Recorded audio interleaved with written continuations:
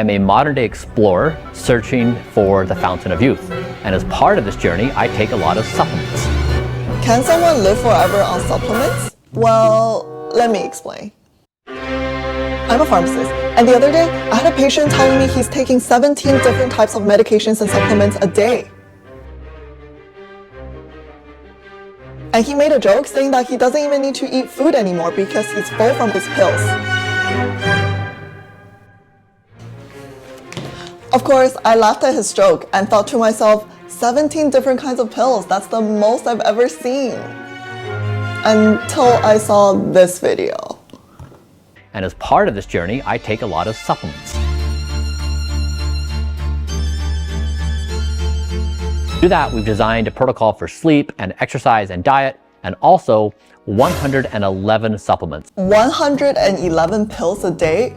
Do you even know what that means? Here, let me show you what that means. Usually when we dispense drugs, there are 100 pills per bottle, and that is meant for a 3-month supply. You see this bottle? It comes in 100. And this is supposed to be for a 3-month supply. But this guy, he's taking one of these every single day. And this is what 100 pills look like, okay? This is how much 100 pills... Oh God, I made a mess.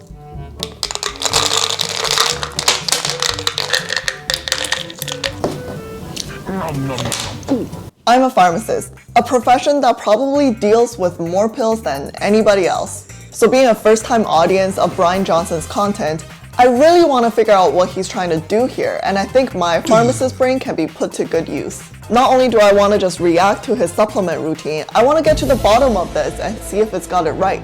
So let's get started.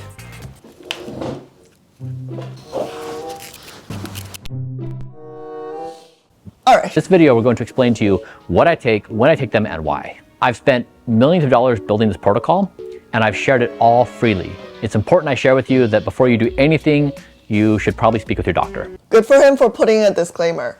Yes, don't just listen to a random person on the internet for your health problems, okay? Always speak to your doctor or your pharmacist.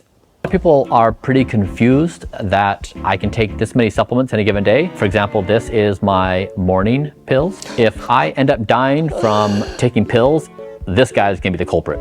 All my pills are put in these tins, and my team does this once every 2 weeks. So we do 28 tins at a time. It's easier to batch process all this, and these tins make it very easy to transport around. Wow, look at that. Okay, I gotta say that's some nice organization of your pills. Okay, so every 14 days they make 28 tins. That means there's one in the morning and one at night. So 14 times 2 is 28.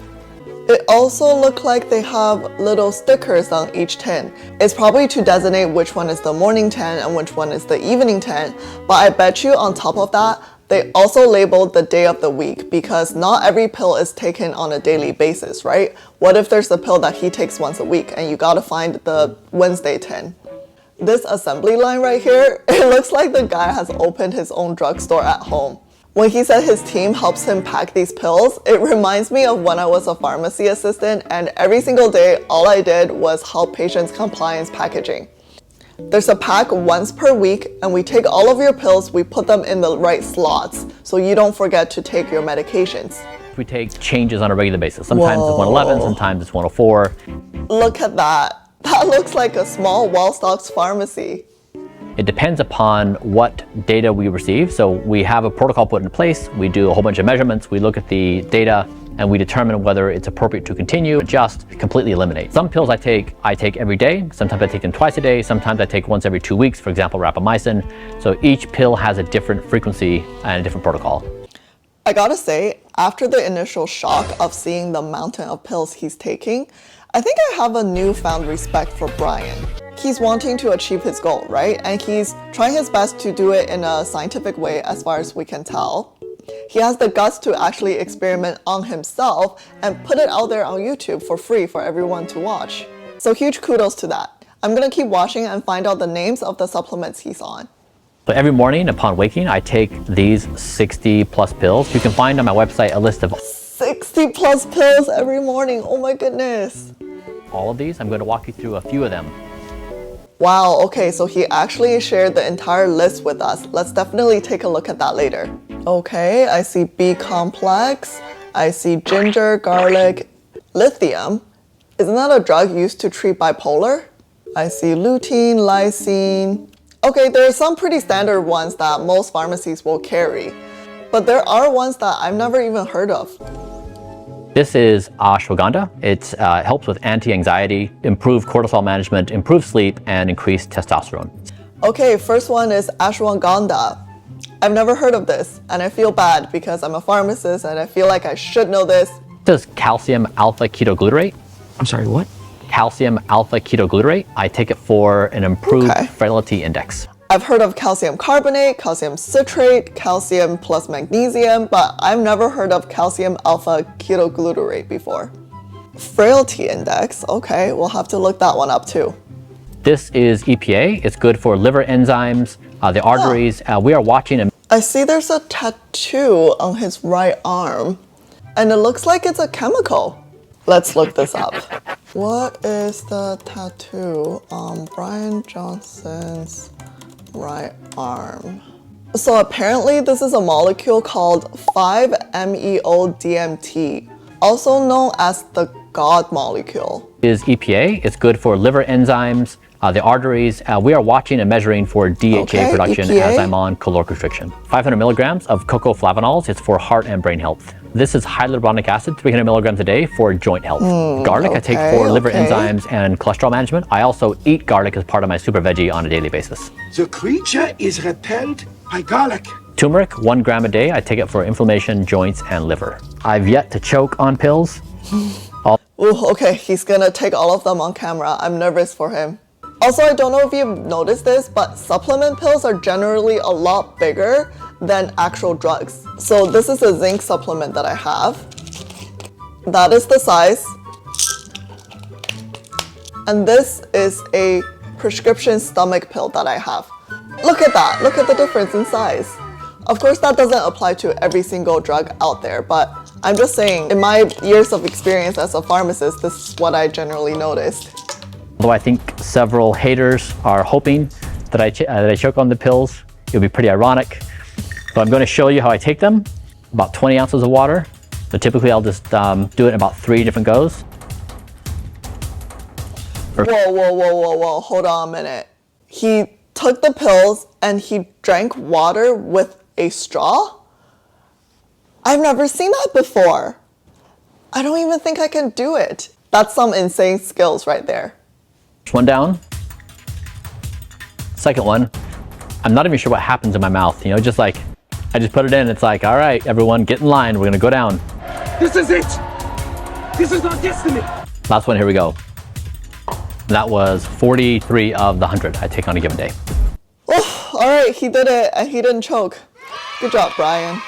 I mean, we do have a lot of patients that have issues with swallowing pills. It's quite common in children, of course. That's why most of children's medication come in liquids and they're usually nicely flavored. And on the flip side, we have elderly patients who have issues with swallowing. When that's the case, but the patient needs to take a certain medication, it's the pharmacist's job to look up what to do with those pills. Can we dissolve them in water? Can the capsules be opened and sprinkled into food? And sometimes we need to get quite creative just so the patient is able to take their pills. All right.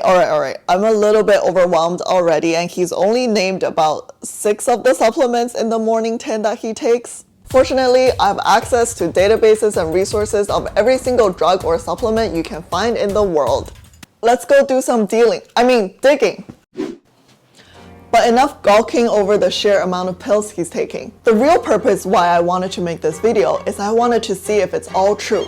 Can supplements actually make someone live longer? After all, I answer on an average about 20 different supplement questions a day. Some are to recommend a supplement for a specific use.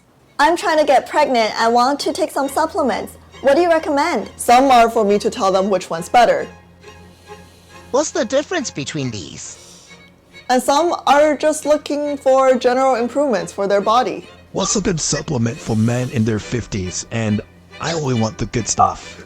With all that experience and access to the world's largest natural medicine database, I got to work.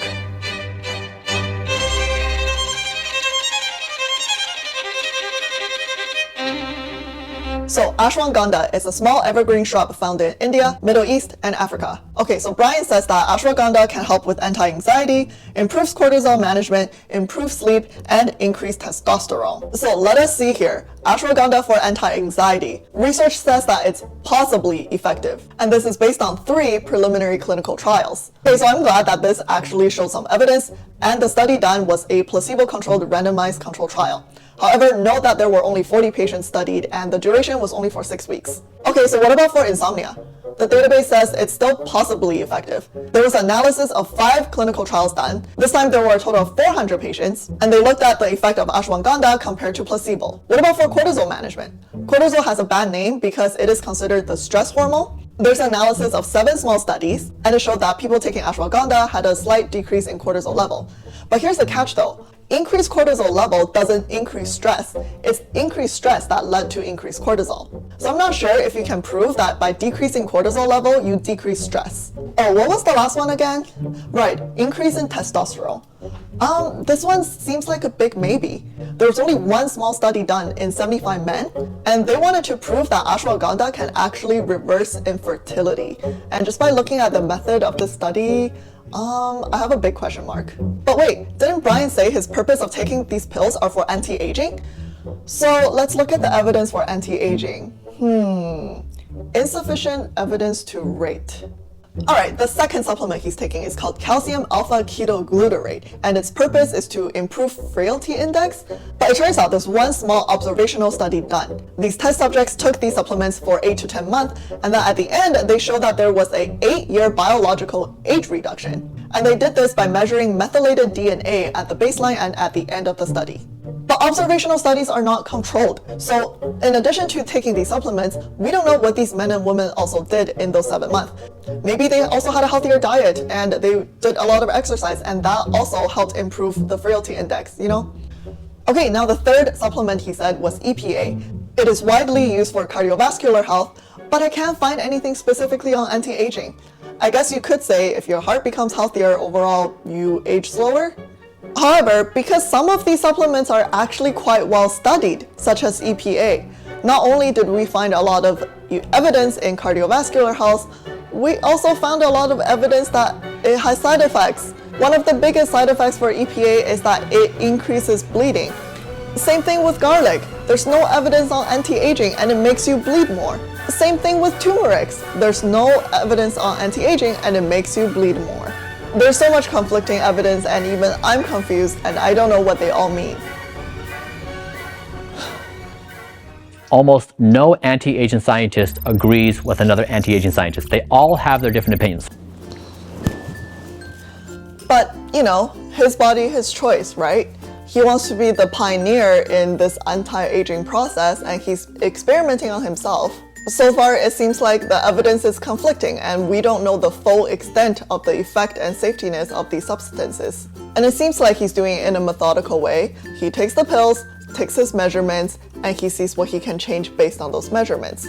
So then why do I even care, right? Well, as a healthcare provider, especially as a pharmacist, I'm most scared of when someone like him who's on 111 supplements and they start to take a prescription medication.